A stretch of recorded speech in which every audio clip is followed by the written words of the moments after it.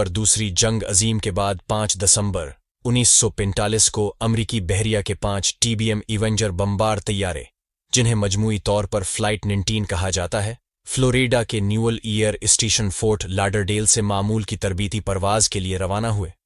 ये training mission था जिसमें पायलट को बहरे ओकियानुस में शमाल मशरिक की जानिब एक खास रास्ता अख्तियार करना था, टारपीडो गिराने की मशक करनी थी और फिर वापस आना था।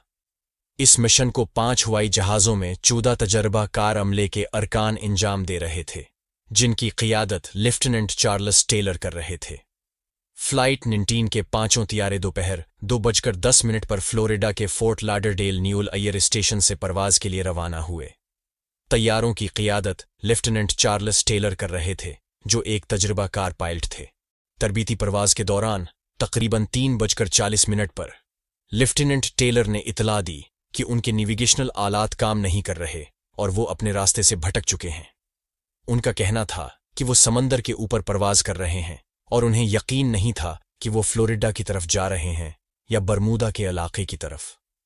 तैयारों के अमले ने इस वक्त फ्लाइट कंट्रोल से राब्ता किया और नेविगेशन में मदद तलब की, लेकिन कंट्रोल टावर भी उनकी मदद करने में नाकाम रहा। रात 7 बजे के करीब तैयारों से आखिरी बार राब्ता हुआ, जिसके बाद उनका मुकम्मल तौर पर पता न चल सका।